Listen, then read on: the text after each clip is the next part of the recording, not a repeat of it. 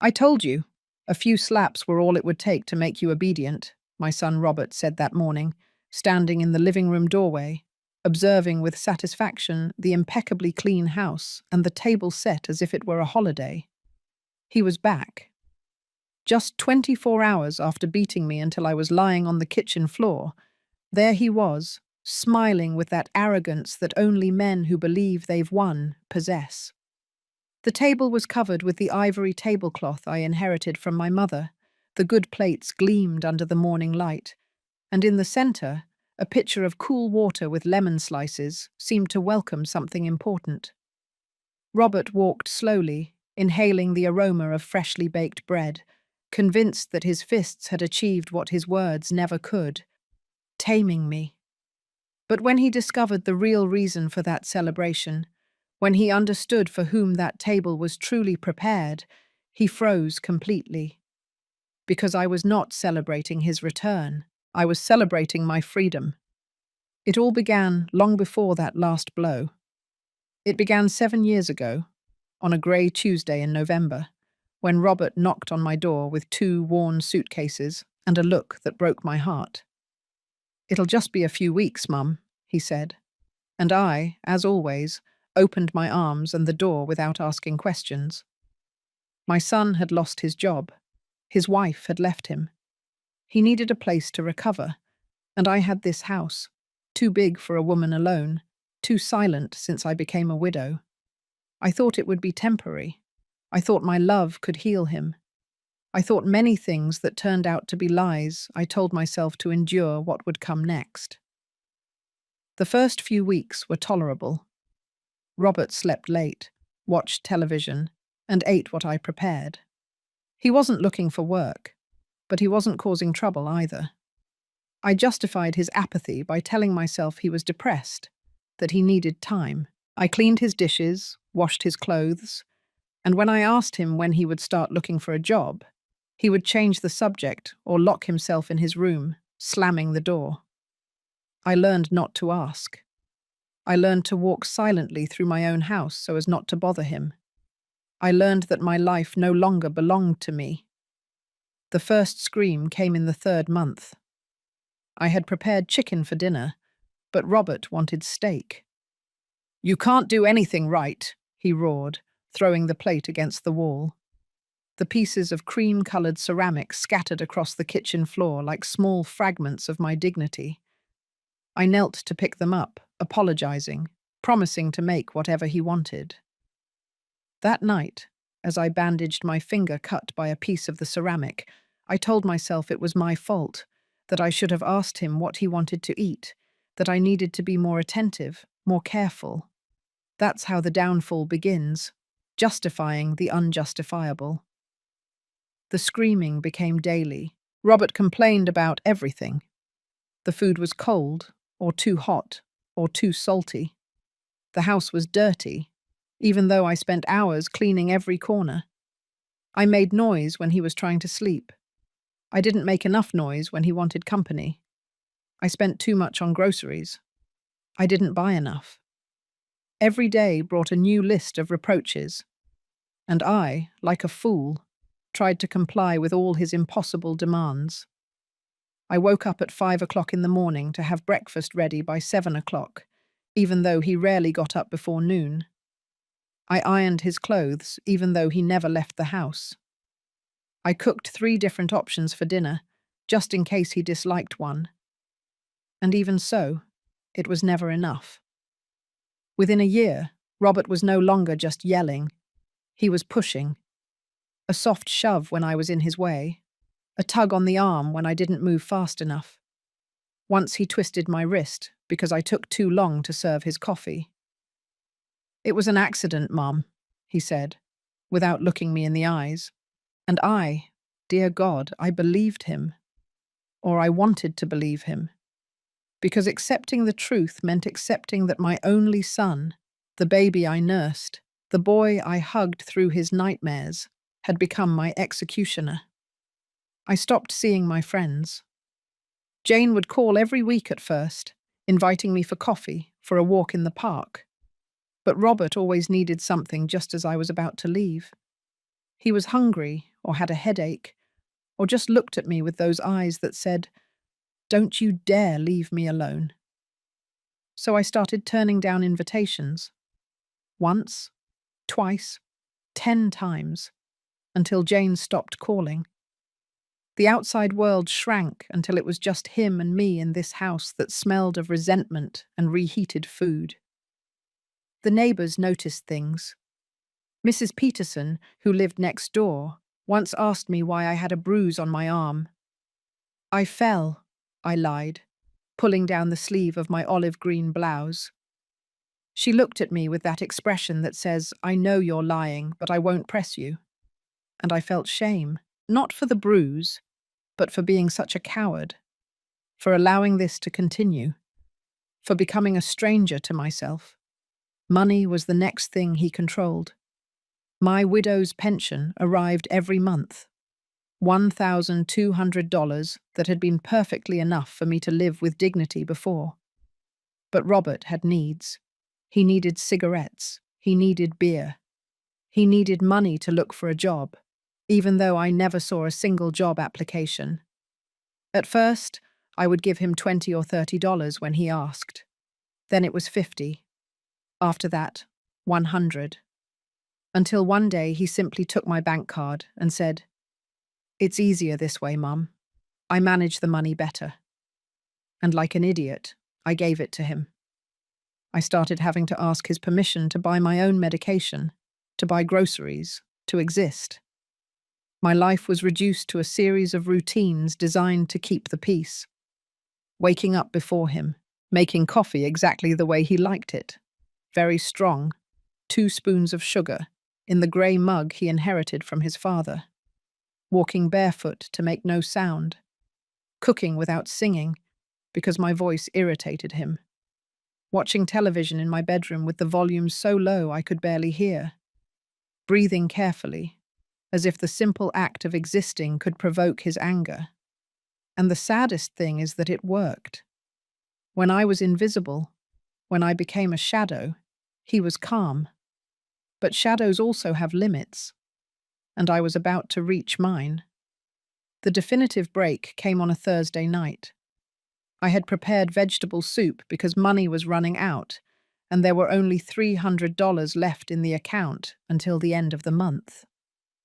Robert walked into the kitchen, looked at the steaming bowl, and his face twisted into a grimace of disgust. "Soup?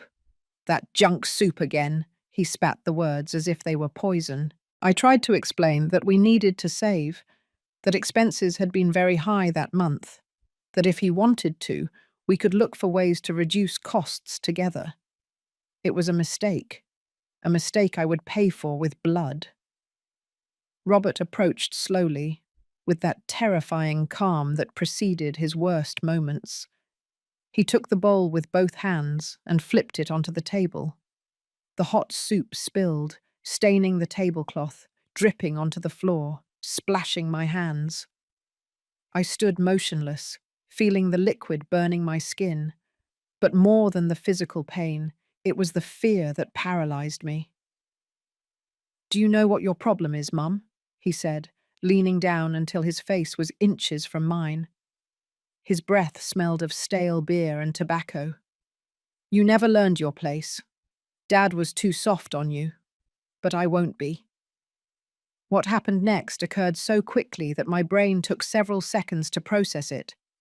His hand smashed into my face with such force that I fell out of the chair. The cold tile floor hit my hip, my elbow, my shoulder. I felt a sharp pain in my ribs. For a moment I couldn't breathe. I could only hear his voice above me, distant and close at the same time. "Get up, clean up this mess, and make something edible, you useless old woman." His heavy footsteps moved away toward the living room. The television turned on. A canned laugh from some show filled the house as if nothing had happened. I stayed on the floor for several minutes. I didn't get up immediately because something inside me had broken, and it wasn't a bone. It was something deeper, more essential. It was the last shred of hope I held that this could get better, that Robert would return to the child I knew. But that child had died a long time ago, if he had ever existed. The man living in my house was a stranger with my son's face and the heart of a tyrant. With slow, painful movements, I dragged myself until I was sitting with my back against the cupboard.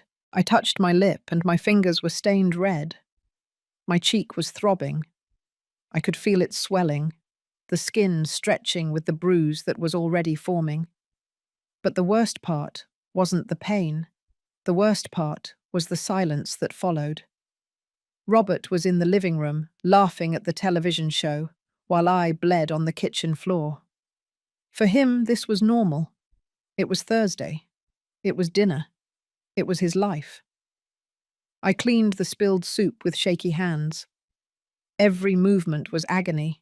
Something in my side protested every time I bent over, every time I breathed too deep.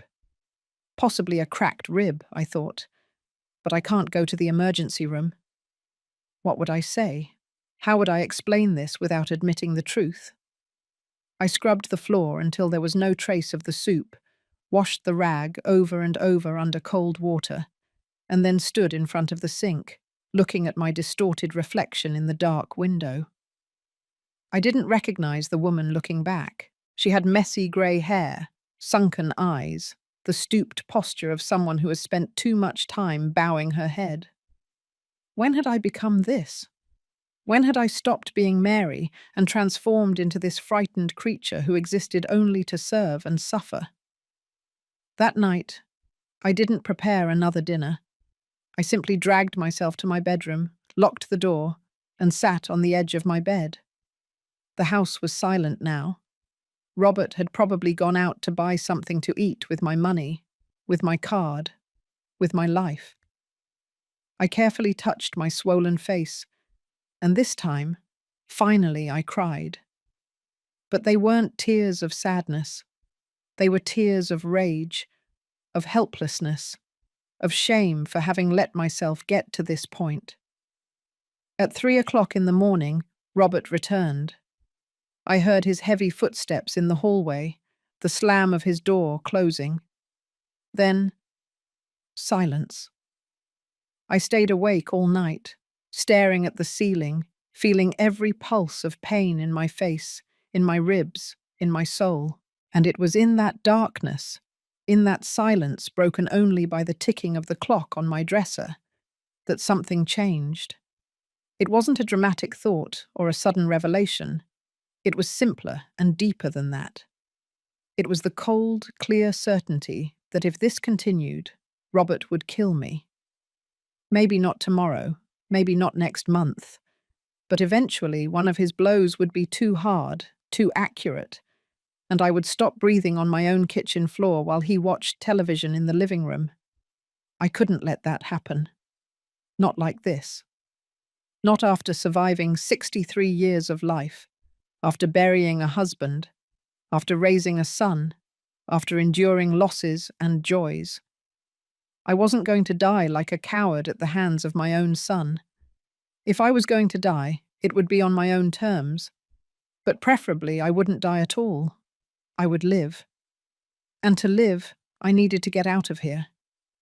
The decision didn't bring peace, but it brought clarity. And clarity, I discovered, was almost as valuable as courage. I got out of bed as the sun began to filter timidly through the window, casting golden lines on the wood floor.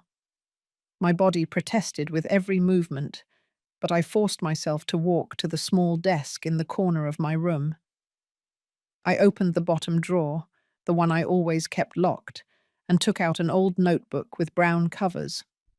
It was my expense journal, where I meticulously noted every penny that entered and left the house. But among those pages, there was something else. A yellowed envelope with $300 that I had been saving for years, hidden from Robert, my only secret, my only emergency reserve. I counted the bills with trembling fingers. $300. It wasn't much, but it was something. It was a start. I also found a folded paper, a card that Mrs. Peterson had given me months ago when she was still trying to help me. On the card was the name of Elizabeth Rodriguez, social worker, with a phone number and an address. "Just in case you ever need to talk to someone," Elizabeth had said, squeezing my hand tightly. I had kept the card, promising myself I would never use it, that things weren't that bad, that I could handle the situation alone. How stupid I had been. I put the envelope with the money in the inside pocket of my robe and hid the card in my bra, pressed against my skin. I needed to keep these things close, invisible, safe. Then I looked at myself in the small mirror over the desk. My face was a map of violence, my lips split, my cheek dark purple, one eye slightly closed from the swelling. I couldn't leave like this. People would ask questions. Robert would find out. I needed to wait, to heal enough so I could move without arousing suspicion. The following days were a careful performance. I became the perfect shadow, the submissive mother Robert believed he had created with his fists. I got up every morning before him, made his coffee exactly as he liked it, served his food without a word, cleaned every corner of the house with silent movements.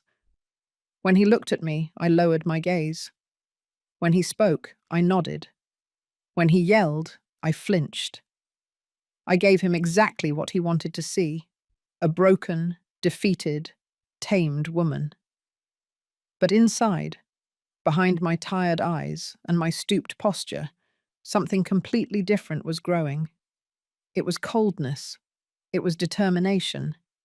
It was the version of myself that had been asleep for 7 years and had finally woken up. Robert was satisfied with my transformation. "See, Mum? It wasn't so hard," he said on Sunday morning, sitting in his chair while I served him scrambled eggs with ham. "You just needed to learn who's in charge here. Now everything is much easier, right?" I nodded, kept my head down, and he smiled. That victorious smile made me sick, but it also gave me strength, because while he thought he had broken me, I was planning every detail of my escape. On Monday, when Robert went out to meet some friends, leaving me locked in with specific orders to have dinner ready by 8 o'clock, I took the phone with trembling hands. I dialed the number on the card Mrs. Peterson had given me. It rang once, twice, 3 times. I almost hung up. I almost convinced myself that this was a bad idea, that I could handle it alone, that things would get better. But then a warm voice answered on the other end. "Social Services Office, Elizabeth Rodriguez speaking." And something inside me broke down. I couldn't speak right away. My throat closed, the words stuck behind years of silence and shame. "Hello? Is anyone there?" Elizabeth asked softly. "Yes," I finally managed to whisper. "I need help." Those 3 words were the hardest I had ever spoken. Admitting I needed help meant admitting I had failed, that I couldn't solve this alone, that I was a victim. But Elizabeth didn't judge me. She didn't ask me why I had waited so long. She just said, "I'm here to listen. Take your time." I told her everything. The words came out like water from a broken dam. The beatings, the insults, the control of the money, the isolation, the 7 years of horror I had been living. As I spoke, I paced back and forth in my room, watching the window, terrified that Robert would return and discover me. Elizabeth listened without interrupting, and when I finished, her voice sounded firm and clear. "Mary, what you are experiencing is severe domestic violence. It is not your fault, and I can help you, but I need you to trust me. You can come to my office." I looked at the time. Robert wouldn't be back until night. "I can be there in 40 minutes, I replied. I left the house for the first time in months without Robert's permission. Every step I took down the street felt like a betrayal and a liberation at the same time. The afternoon sun warmed my skin, I wasn't used to being outside, to walking freely. Elizabeth's office was in a beige building 6 blocks away. When I entered, a woman in her 50s with glasses and her hair tied back in a braid greeted me with a smile that held no pity, only understanding. "Mary," she said, as if she had known me all my life. "Come in, please." Her office was small but cozy. There were plants in the windows, landscape photographs on the cream-colored walls, and a coffee maker emitting a comforting aroma.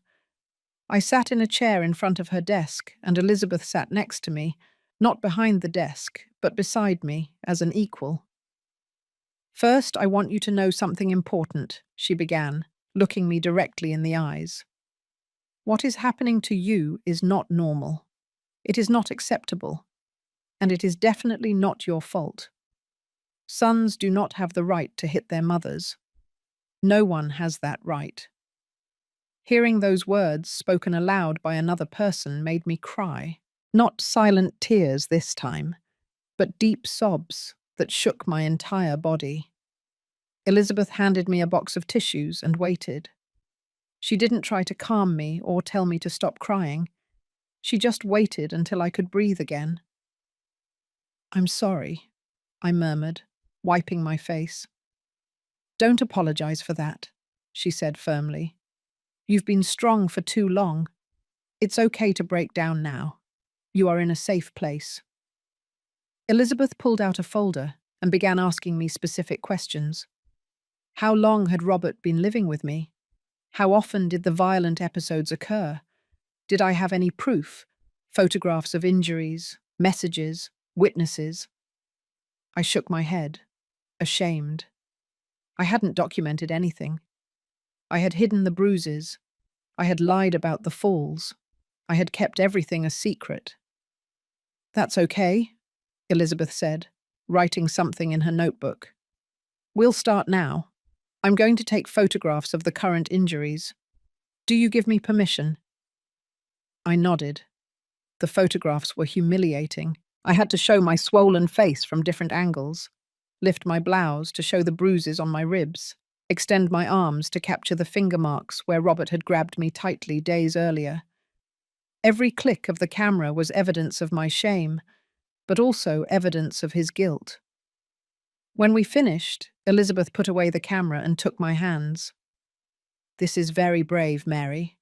I know it doesn't feel that way, but it is." We talked for almost 2 hours.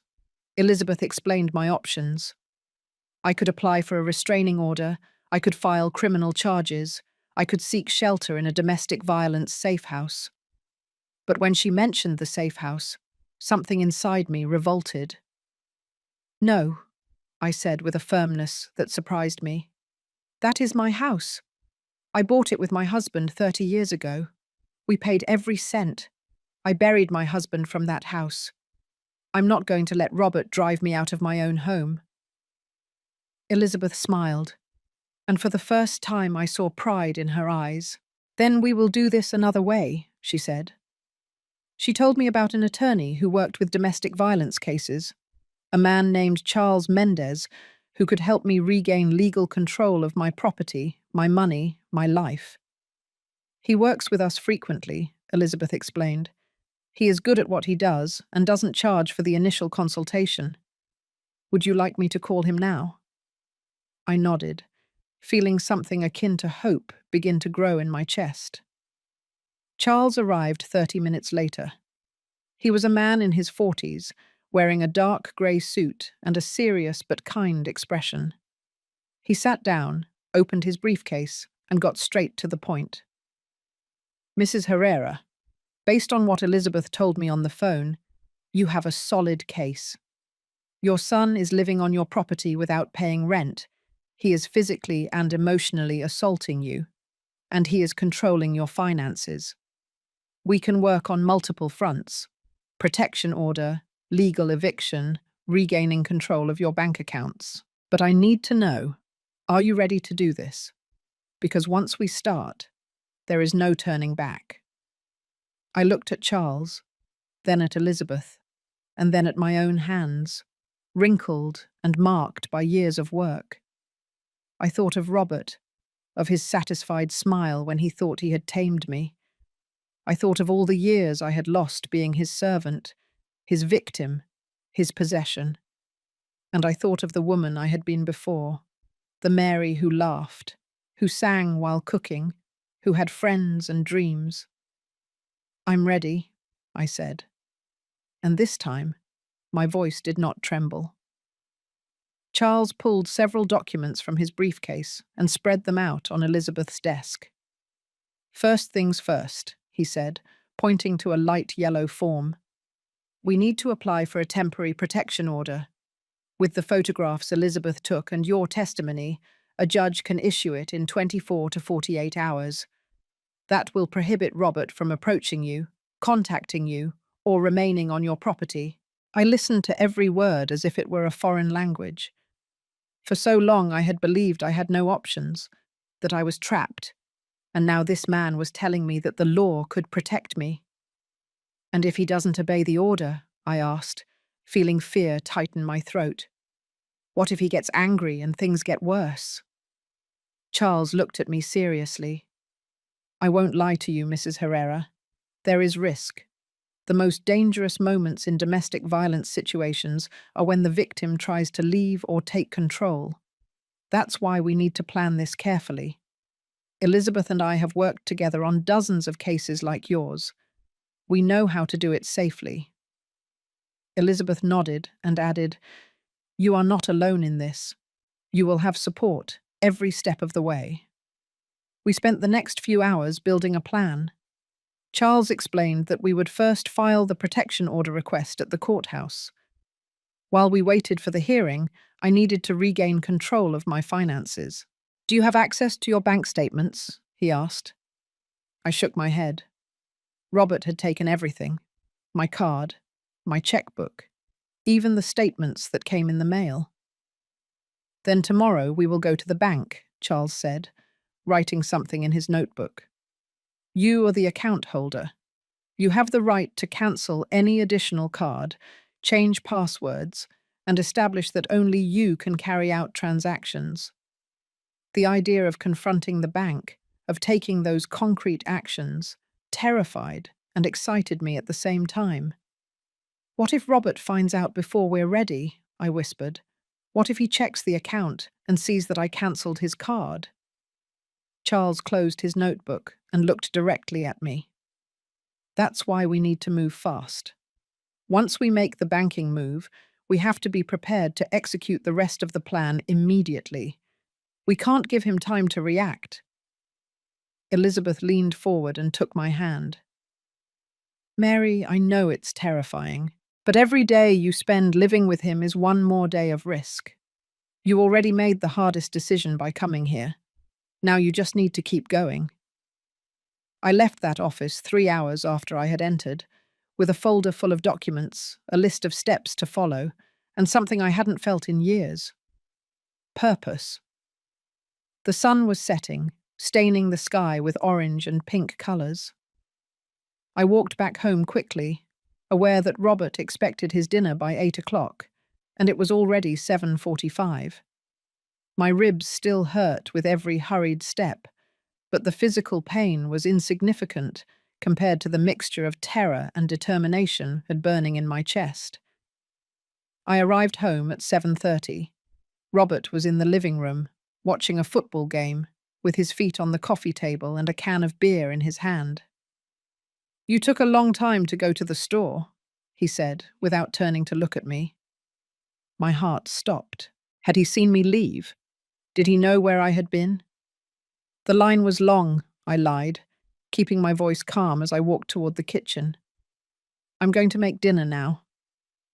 He grunted something unintelligible and turned his attention back to the television. I let out a silent sigh of relief. That night, as I prepared roasted chicken with potatoes, my hands moved automatically, but my mind was completely elsewhere. I went over the plan again and again. Tomorrow, Tuesday, go to the bank at 9 o'clock in the morning when they opened. Charles would meet me there. We would cancel Robert's card, We would change all access. We would establish that only I could authorize transactions.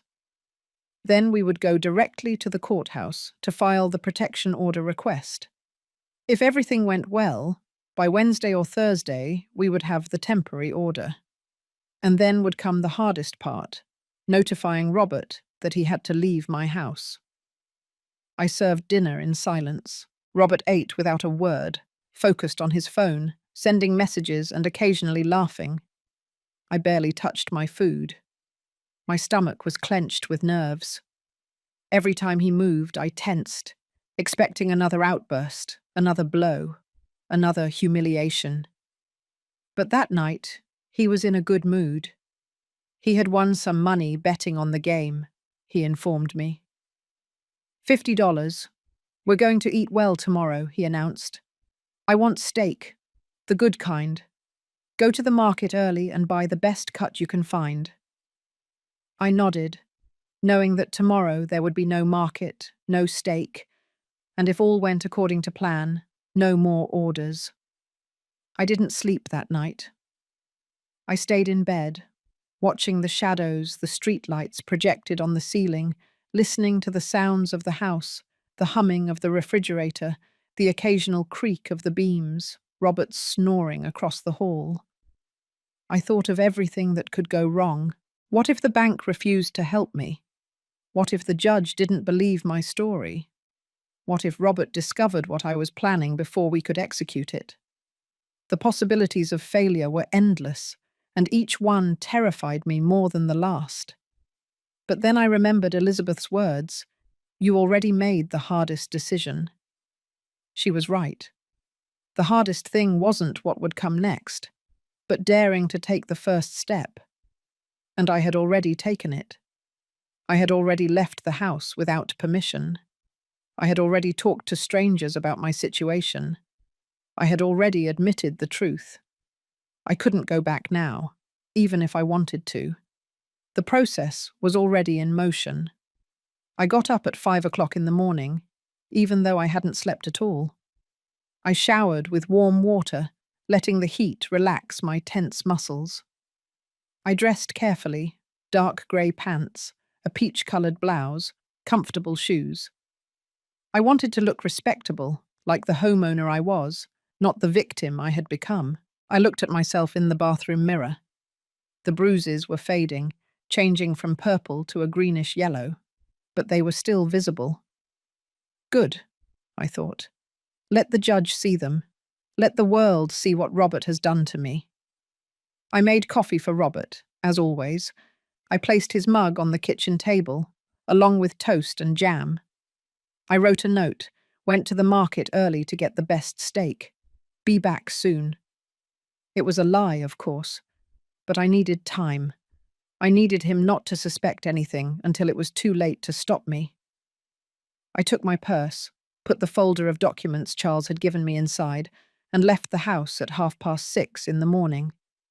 The streets were almost empty at that hour. The fresh morning air filled my lungs, and for the first time in a long time, I felt something akin to freedom. I walked to a coffee shop that opened early, 3 blocks from my house, and sat by the window with a cup of hot coffee between my hands. I had 2.5 hours before meeting Charles at the bank. 2.5 hours to mentally prepare for what was coming. 2.5 hours to be brave. Charles arrived at the bank exactly at 9 o'clock, his briefcase in one hand and an expression of determination on his face.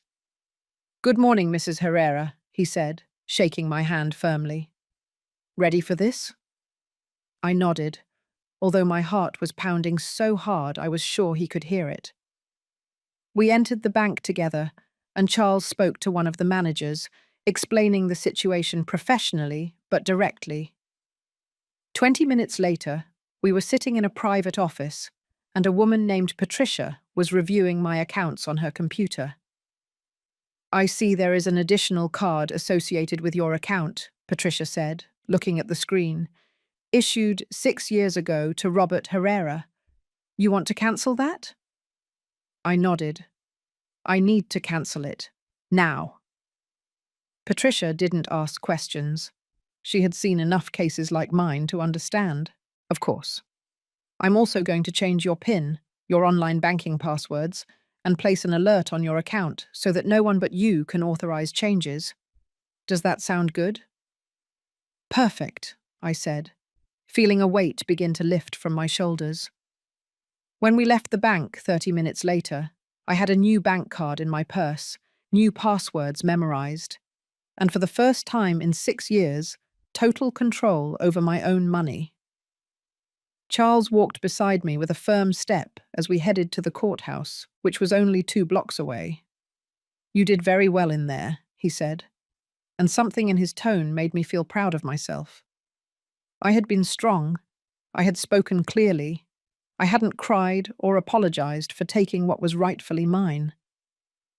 The courthouse was an imposing concrete building with tall columns and hallways that smelled of old paper and disinfectant. Charles guided me through the entrance, past metal detectors and security guards, until we reached an office on the 3rd floor with a sign that read "Domestic Violence" and "Protection Orders." A receptionist handed us forms to fill out. I sat on a hard plastic chair and began writing my story in the blank spaces, reducing 7 years of horror to checked boxes and brief descriptions. When did the last incident occur? Last Thursday. Describe the nature of the aggression. Blows to the face and torso. Have there been previous threats? Yes, constant for 7 years. Charles reviewed each form before I handed it in, making sure it was complete and correct. When we finished, we sat down to wait. The waiting room was filled with women of all ages, some with small children playing quietly with worn toys, others alone with empty expressions that I recognized in myself. We were all here for the same reason. We had all reached the point where surviving was more important than maintaining appearances, more important than love, more important than anything else. A young woman sitting next to me had a sleeping baby in her arms and a completely swollen eye. Our eyes met for a second, and in that second we shared everything: the fear, the shame, the determination, the hope. We didn't say anything. We didn't need to. At 11:20, an assistant called my name.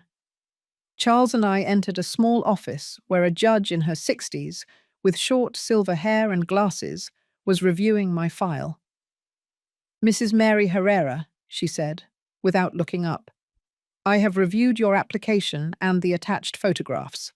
I am going to grant an emergency temporary protection order valid for 15 days. In that time, a formal hearing will be scheduled where your son may present his side, and I will decide whether the order is made permanent." My heart leaped. 15 days? It seemed like such a short time and an eternity at the same time. The judge continued, "This order states that Mr. Robert Herrera is prohibited from approaching you within 100 yards, contacting you by any means, and must immediately vacate the property located at the address you provided. The police can enforce this order. If he violates it, he will be arrested." She signed the document in black ink, stamped an official seal, and handed me a copy. "Take this seriously, madam. If he contacts you, call the police immediately. Do not negotiate. Do not speak to him. Do not give him opportunities. Your safety comes first." We left the courthouse with the protection order in hand, and Charles took me directly to the police station. "We need an officer to go with you to your house to notify Robert and supervise while he gathers his belongings and leaves," he explained. At the station, an officer named Ramirez, a stocky man in his mid-30s with a serious expression, read the order and nodded. "These cases are delicate," he said, looking directly at me. "I will take you to your house, we will notify your son, and he will have 1 hour to collect his essential belongings and leave. If he refuses, we will arrest him for contempt. If he becomes violent, we will arrest him for assault. You don't have to speak to him at all. I'll handle it." The ride back to my house was surreal.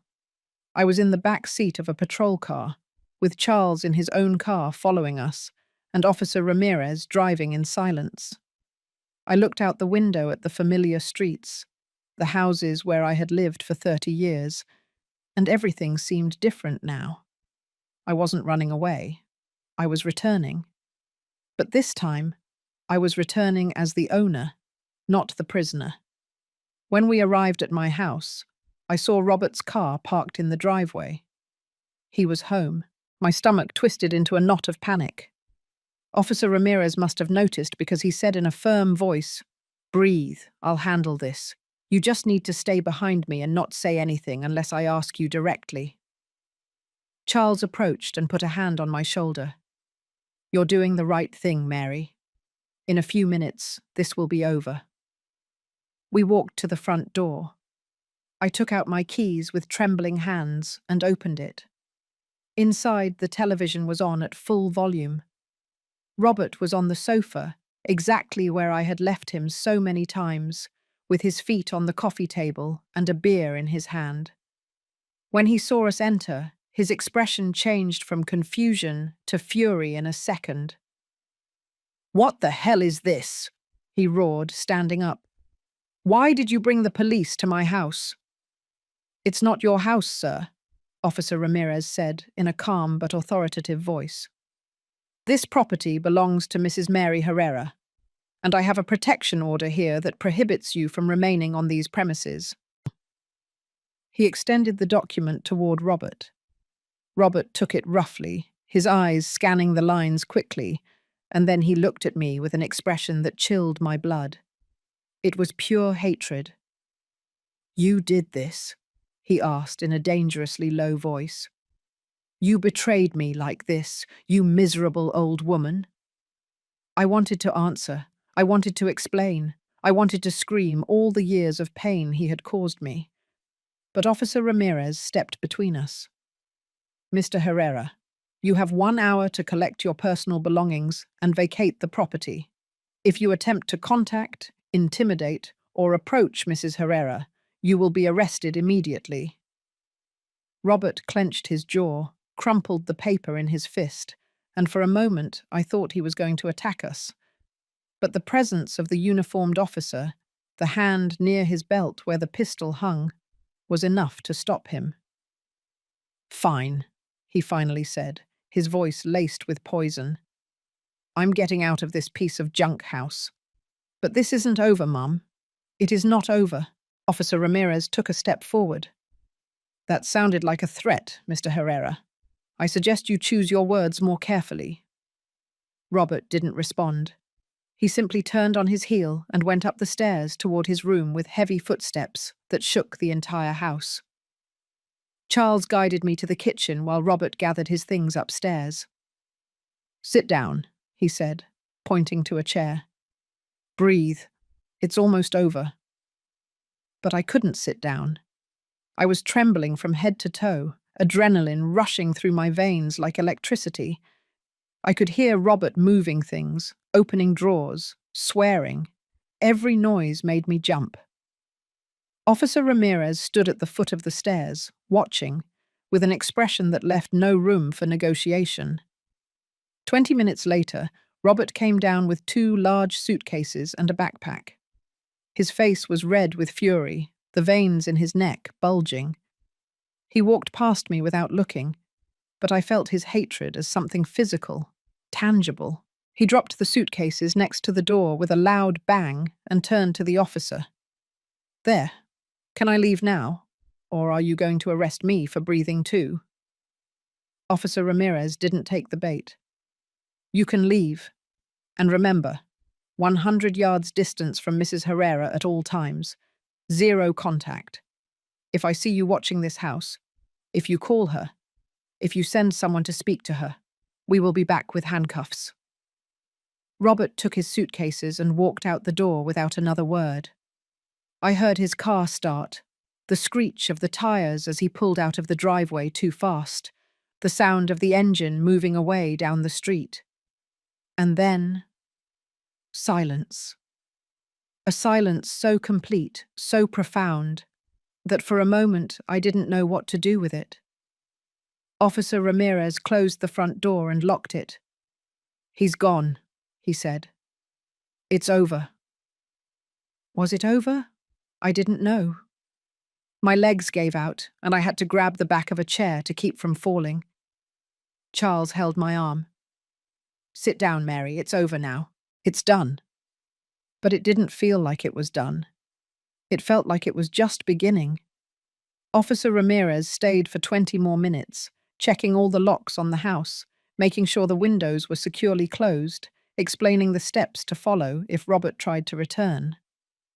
"Keep your phone charged and close at all times," he said, handing me a card with the direct station number. "If he shows up, if you see him nearby, if you receive any kind of contact, call 911 immediately. Don't wait.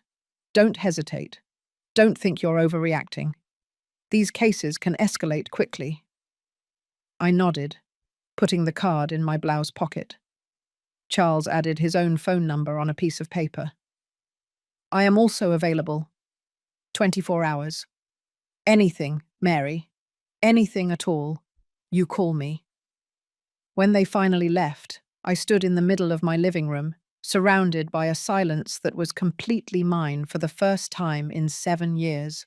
The house felt strange, as if it were a new place, even though every piece of furniture, every crack in the wall, every stain on the carpet was as familiar as my own skin.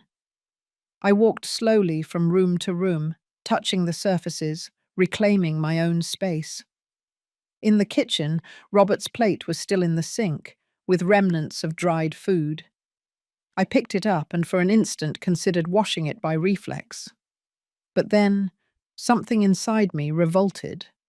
I dropped it into the trash can. I was not going to clean up his messes anymore. Never again. I went up the stairs to his bedroom, the room that had been a guest room before he arrived, and turned it into his personal fortress. The door was open. Inside, the mess was monumental. Dirty clothes piled in the corners, empty beer bottles on the floor, plates with half-eaten food on the desk. The smell was nauseating, a mix of sweat, tobacco, and neglect. He had left many things, posters on the walls, boxes of personal items, a broken lamp, but I didn't care. All that could wait. I closed the door and decided that room would exist for me only when I was ready to face it. That first night alone was the strangest of my life. I prepared a simple dinner for myself, just for me, vegetable soup and toast. I sat at the kitchen table without watching the clock, without calculating when he would arrive, without planning what I would say if he disliked the food. I ate slowly, savoring every spoonful, and it was the first meal in years that I could digest without my stomach clenching with fear. Afterward, I washed my plate, only my plate, and left everything clean. I turned off the lights, checked the doors twice, and went up to my room. I lay in bed, but I couldn't sleep. Every sound in the house made me jump. The wind hitting a window, the creaking of the beams, the engine of a car passing on the street. My heart raced, waiting to hear his heavy steps, his key in the lock, his voice roaring my name. But he didn't come. The hours passed slowly, marked by the clock on my nightstand. 11 o'clock, midnight, 1 o'clock in the morning, 2 o'clock. And little by little, as the silence stretched unbroken, something inside me began to relax. I was alone, truly alone, and for the first time in so long, that wasn't scary. It was peace. The following days were an exercise in relearning how to live. I woke up without alarms, made coffee only for myself, ate breakfast when I was hungry, not when someone else ordered it. I cleaned the house at my own pace, without haste, without panic. I opened the curtains and let the sunlight in. I put on music, something I hadn't done in years, because Robert was bothered by noise. I sang while I cooked. My voice sounded rusty, out of tune from lack of use, but I didn't care. It was my voice, in my house, and no one could silence me. Elizabeth called me every day during that first week. "How are you? Have you heard from him? Do you feel safe?"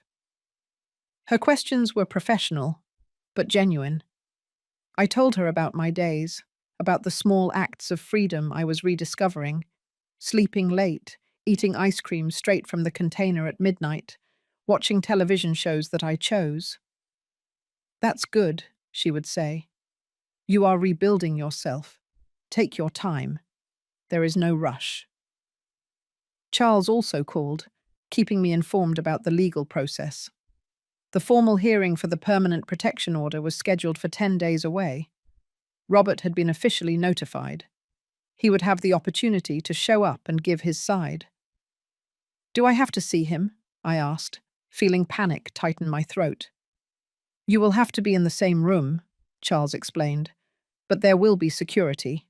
He won't be able to approach you. I will be with you the entire time. Elizabeth will be there too. You are not alone in this." Those words had become a mantra. You are not alone. After 7 years of isolation, of believing I had no one, of thinking I had to endure everything in silence, discovering that there were people willing to help me was overwhelming and beautiful at the same time. On the 5th day after Robert left, I dared to leave the house. Not to run necessary errands, but just to walk. I put on a lavender dress I hadn't worn in years, brushed my hair and left it down, and walked out onto the street under the afternoon sun. I walked through my neighborhood as if seeing it for the first time. I waved to Mrs. Peterson, who was watering her plants in the garden. Her eyes lit up when she saw me. "Mary, it's so good to see you. You look different." "I feel different," I replied. And it was true. Something in my posture had changed. I no longer walked stooped, with my gaze lowered. I walked with my head held high. Mrs. Peterson put down the hose and approached the fence that separated our houses. "I heard your son left," she said carefully, without judging. I nodded. "He left, and he is not coming back." She smiled, a small but meaningful smile. "I'm glad, Mary. I'm very glad. If you ever need company, or just want to have a cup of coffee, my door is always open." For the first time in years, I accepted the invitation. I would love that. "Tomorrow, does that work for you?"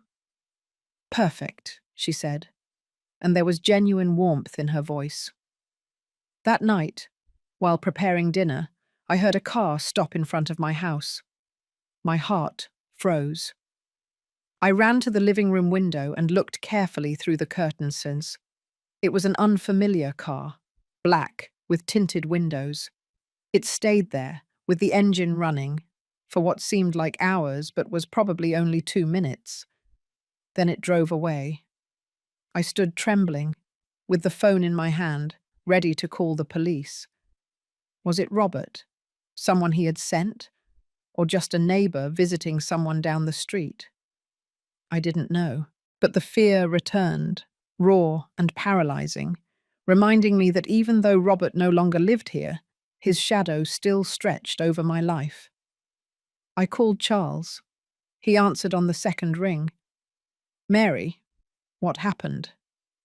I told him about the car. He listened without interrupting and then said, "Did you see anyone inside? Did the car do anything threatening?" "No," I admitted. "It just stayed there, parked." "It's okay," he said in a calm voice. "It's normal to be hypersensitive after what you've been through. It might not have been anything, but you did well to call me. If it happens again, write down the license plate and call the police. They can check. And Mary," he paused, "breathe. You are safe. The doors are locked. You have emergency numbers.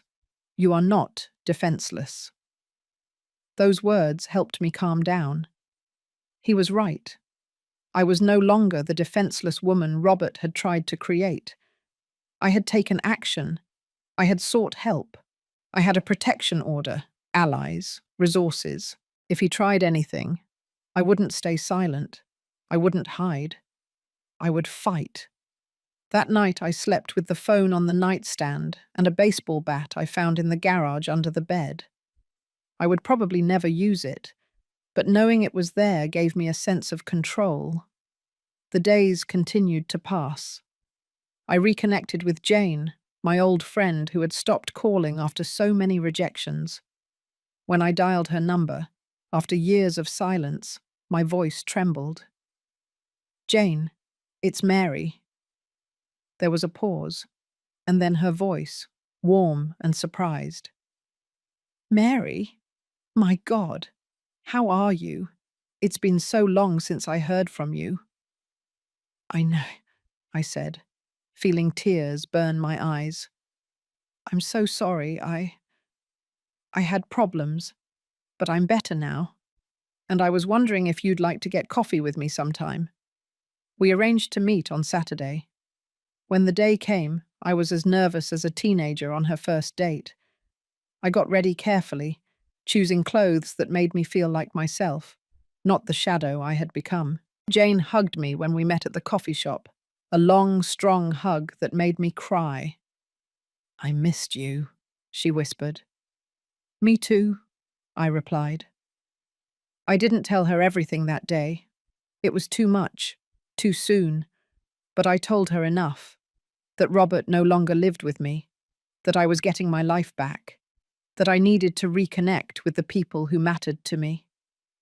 She listened, held my hand across the table and said, "I'm here. Whatever you need. Always." The hearing was scheduled for Tuesday at 10 o'clock in the morning. The night before, I could barely close my eyes. I stayed awake, mentally rehearsing what I would say, how I would behave, what I would do if Robert tried to intimidate me with looks or words. Charles had prepared me. "The judge will ask you questions about the incidents of violence. Answer honestly, calmly. Don't let yourself be provoked if Robert or his lawyer try to make you angry. Maintain your composure. The truth is on your side." But knowing what to do and being able to do it were two completely different things.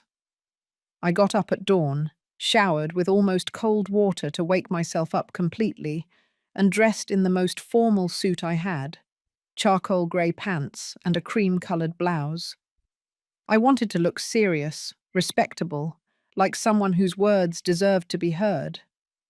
I put on a little makeup to cover the last shadows of the bruises that still lingered on my cheek, although part of me wanted to leave them visible, wanted the judge to see exactly what Robert had done to me.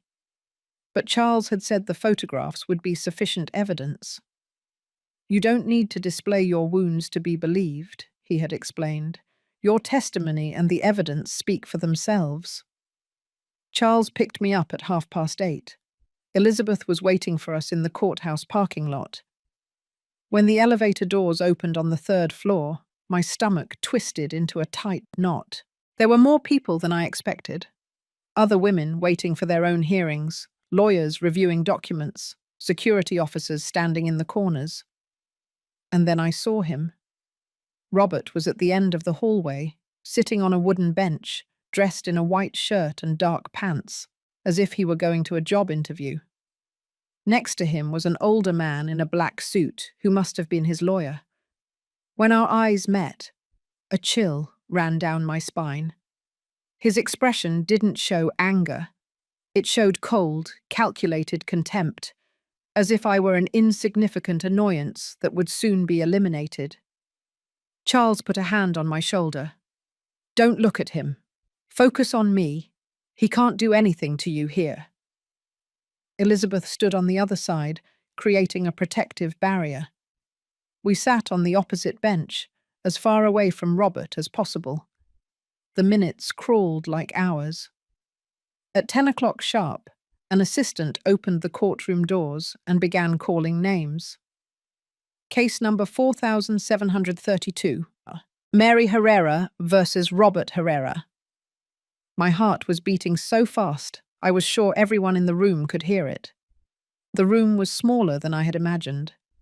There was a table for each party, a witness chair, and at the front, elevated on a platform, the judge's bench. The same woman who had signed my temporary order was there, reviewing papers with a serious expression. Charles guided me to our table. Robert and his lawyer sat at the opposite table, less than 10 feet away. I could feel his presence as something physical, oppressive, but I forced myself to keep my gaze straight ahead, to breathe, to remember why I was here. The judge looked up. "Good morning. This is the hearing to determine whether the temporary protection order issued on the 18th of this month should become permanent. I have reviewed Mrs. Mary Herrera's initial petition, the photographs of the injuries, and the written testimony. Mr. Herrera, you have the right to present your side. But first, Mrs. Herrera, I would like to hear directly from you. Please approach the stand." My legs trembled when I stood up.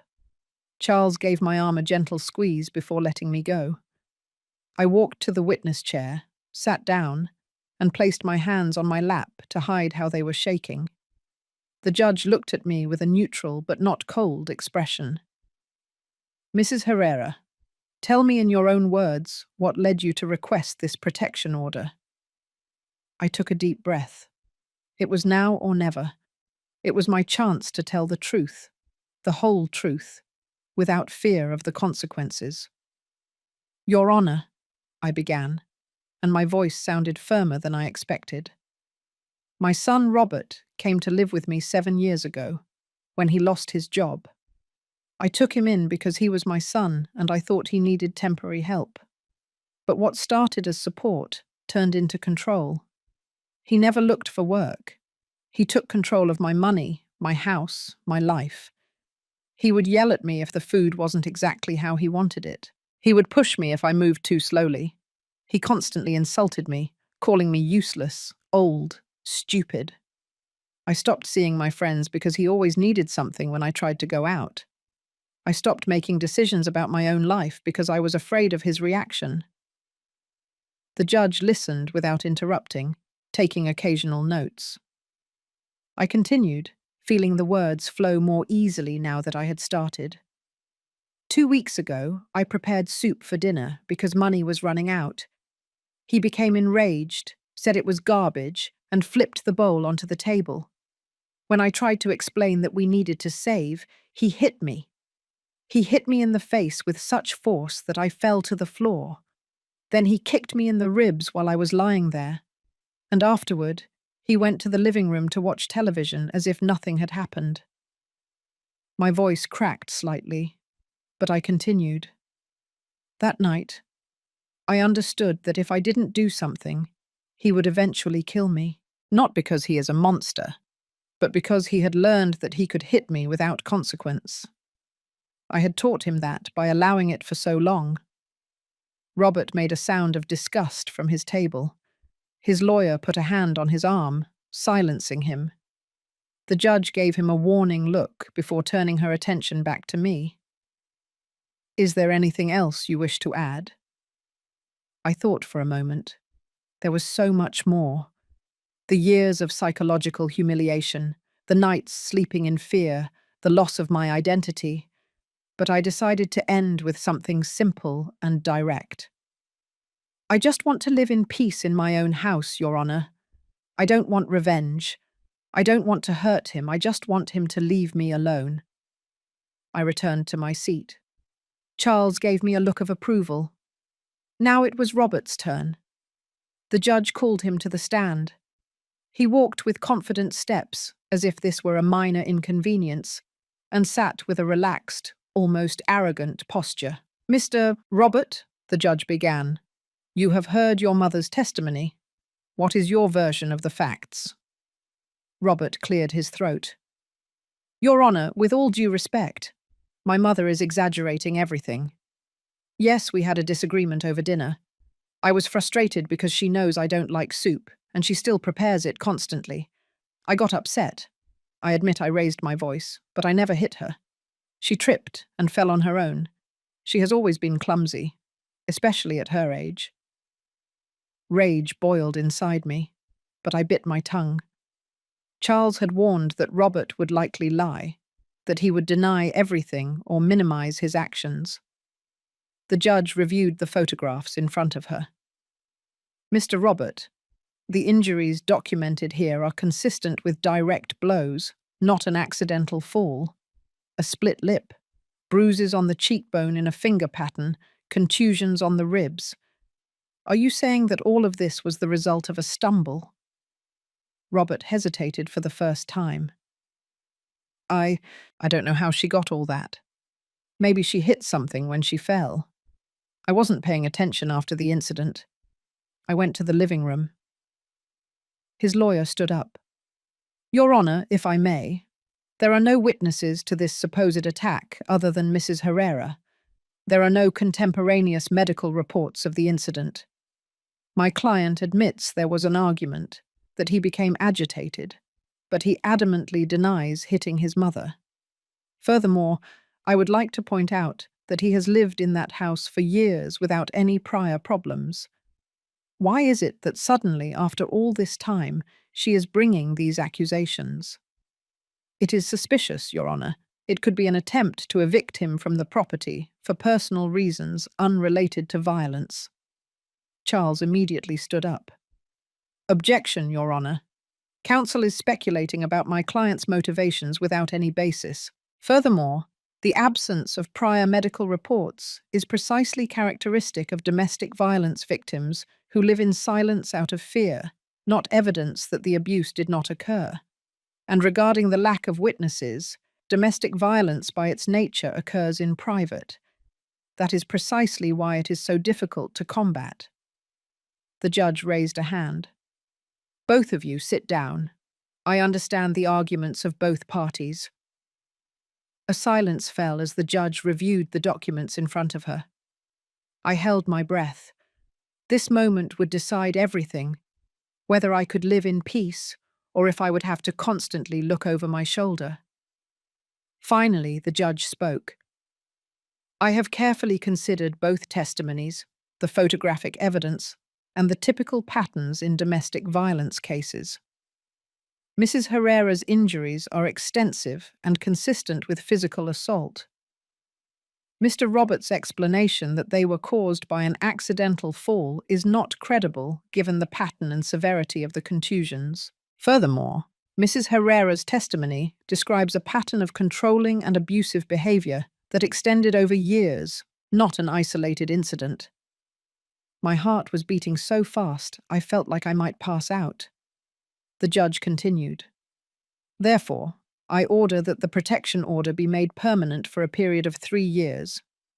Mr. Robert Herrera is prohibited from approaching Mrs. Mary Herrera within 100 yards, contacting her by any means, or remaining on the property located at the aforementioned address. Any violation of this order will result in immediate arrest and criminal charges. Furthermore, I order that Mr. Robert attend an anger management program as a condition. This hearing is concluded. The bang of the judge's gavel echoed in the courtroom like a liberating thunder. 3 years. I had 3 years of legal protection, 3 years to rebuild my life without constantly looking over my shoulder. Charles leaned toward me and whispered, You did it, Mary. You won. But it didn't feel like a victory. It felt like survival, like having climbed a mountain only to discover there's another on the other side. Elizabeth hugged me when we left the room. I am so proud of you, she said, and her words made me cry tears I had been holding back throughout the hearing. Robert walked out of the courtroom behind us, his face contorted in a mask of contained fury. For a moment, our eyes met in the hallway. In his eyes, I saw something that chilled my blood. Not remorse, not shame, but a promise. The promise that this was not over for him, that he would find a way to make me pay for having humiliated him publicly. A security officer immediately approached, stepping between us. Mr. Herrera, maintain your distance. The order is already in effect. Robert looked away, said something quietly to his lawyer, and headed toward the elevators without looking back. Charles escorted me to his car. My legs could barely support me. The adrenaline that had kept me standing during the hearing finally dissipated, leaving me exhausted and trembling. "I want you to know something important," Charles said as he drove me back to my house. "What you did today took immense courage. Most people in your situation never take this step. They stay silent until it's too late. You saved yourself, Mary. Don't forget that." His words were etched in my mind like an invisible tattoo.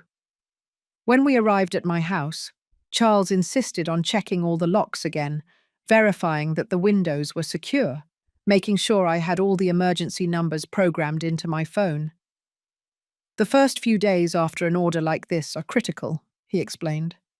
"Robert is furious. He might try to contact you through other people. He might send messages from unknown numbers. He might try to manipulate you emotionally. Don't respond to anything.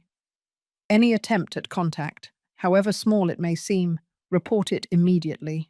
I nodded, memorizing every instruction as if my life depended on it. Because perhaps it did. That night, I prepared a special dinner for myself. It wasn't elaborate, just pasta with homemade tomato sauce and salad, but I prepared it with intention, with self-love, celebrating the fact that I could now eat in peace.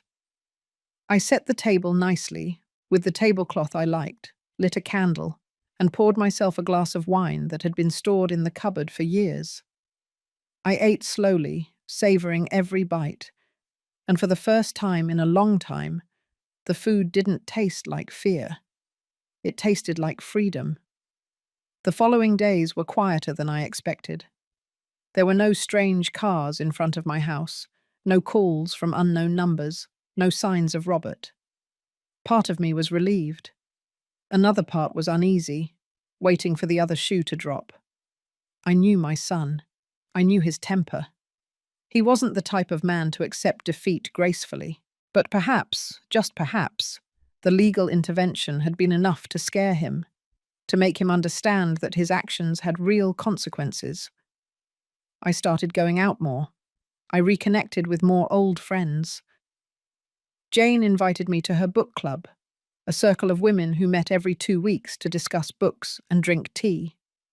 The first time I attended, I felt like an imposter, as if I didn't deserve to be there with these women who laughed freely and talked about their lives without shame. But they welcomed me warmly, without asking invasive questions, and little by little I began to feel part of something bigger than my own tragedy. Mrs. Peterson became a regular visitor. She came 2 or 3 afternoons a week, brought homemade cookies or fruit from her garden, and we sat in my kitchen drinking coffee and talking. We didn't always talk about deep things. Sometimes we just commented on the soap operas, the weather, the neighborhood gossip.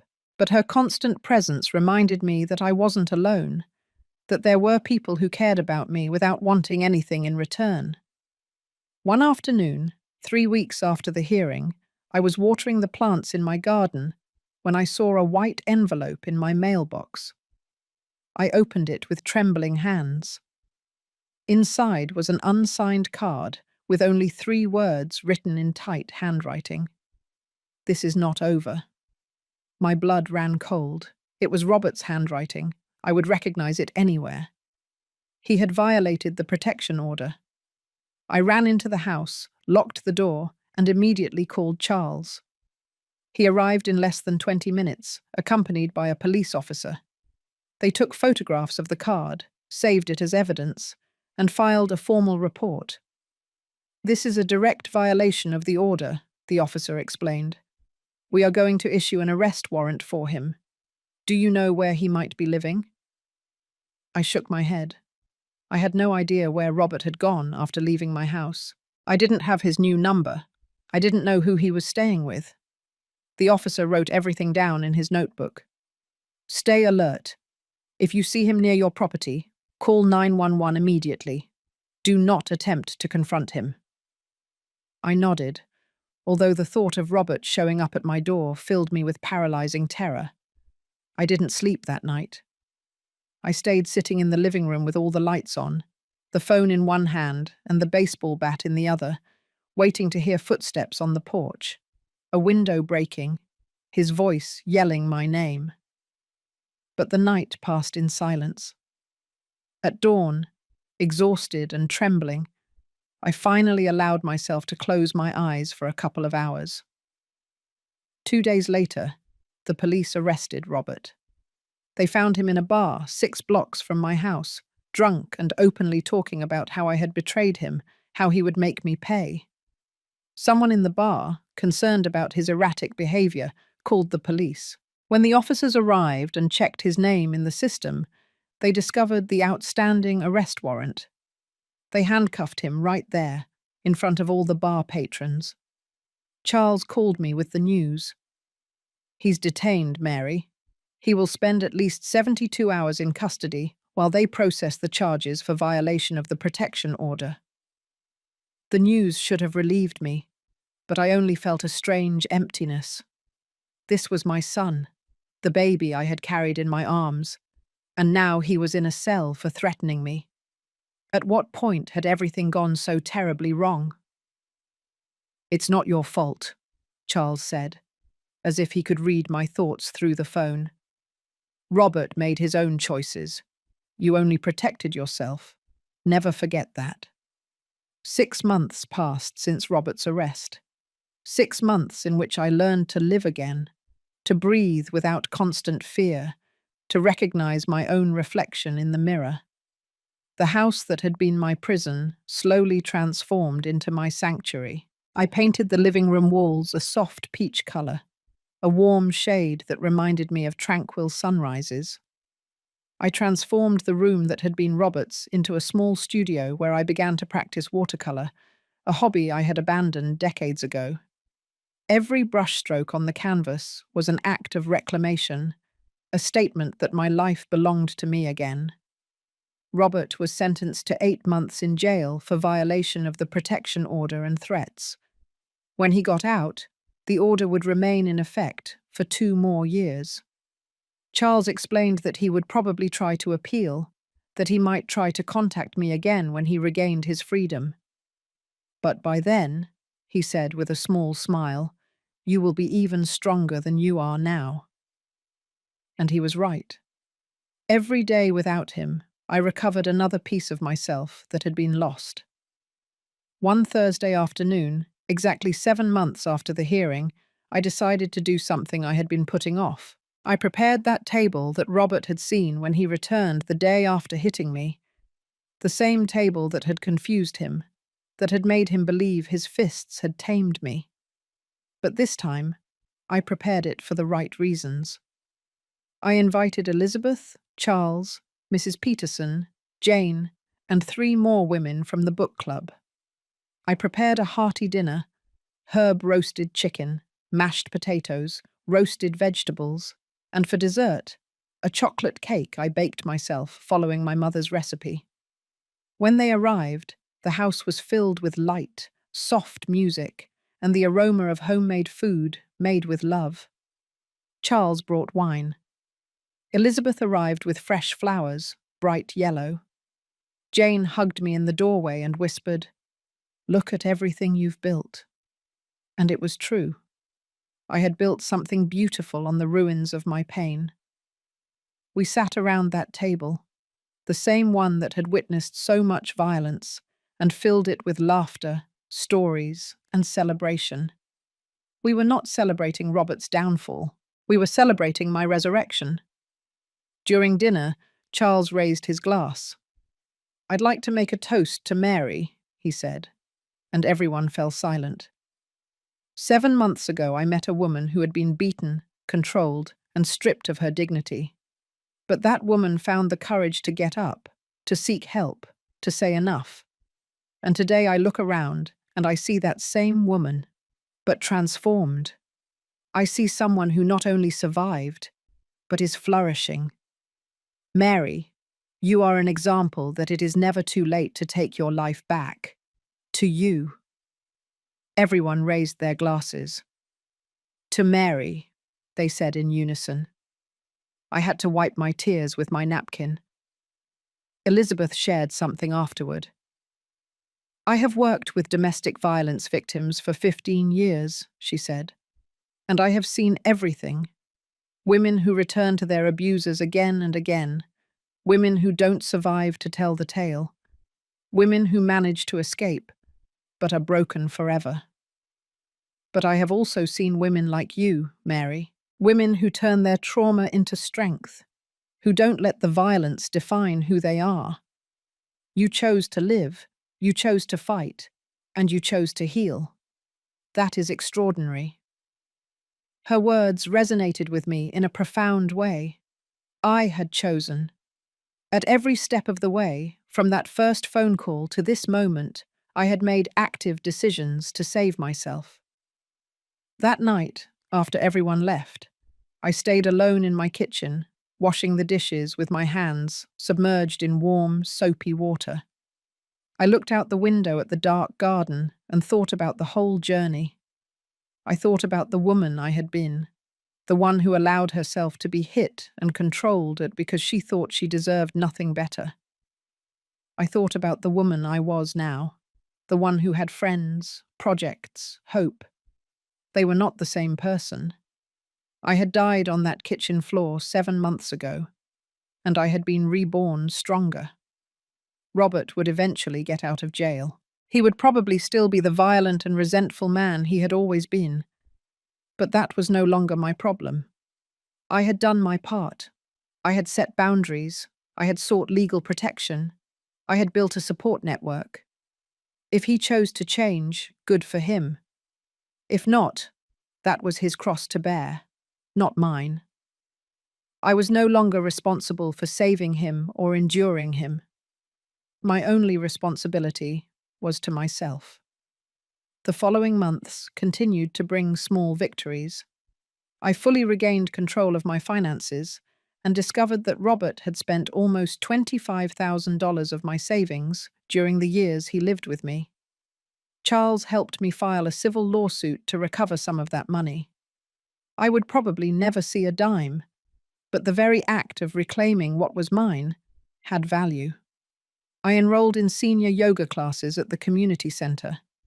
I started volunteering at a domestic violence shelter, helping other women navigate the same process I had gone through. Sharing my story, seeing how it gave hope to others, healed me in ways I hadn't anticipated. A year after everything, on a sunny spring afternoon, I was sitting in my garden painting wildflowers when Mrs. Peterson peered over the fence. "Mary, you have a visitor," she said. My heart raced for a moment of instinctive panic, but Mrs. Peterson smiled. "It's Elizabeth." Elizabeth walked into the garden with a folder under her arm. "I came to give you something," she said, sitting in the chair next to me. She opened the folder and took out a certificate. "You officially completed the Survivor Recovery Program. This is for you." It was a simple piece of paper, but it meant everything. It meant I had done the work. I had attended therapy, processed my trauma, learned tools to never return to that dark place.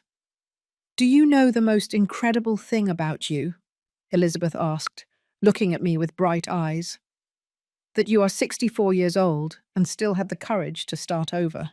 Many people your age think it's too late to change, to get out of bad situations. But you proved that it's never too late." I smiled, feeling the warm sun on my face. "It's never too late to choose to live," I replied. "That's what I learned. As long as you breathe, as long as you have a voice, you can choose something different." That night, I stayed up later than usual, sitting on my porch with a cup of chamomile tea, watching the stars. I thought of Robert, wherever he was. I wished him peace, genuinely. Not because he deserved my forgiveness, but because I deserved to be free from the weight of resentment. He had been the villain of my story, but I had chosen to be the hero of my own rescue. And that choice, that decision not to wait for someone else to save me, but to save myself, had made all the difference. The house behind me was lit, warm, full of life. My life.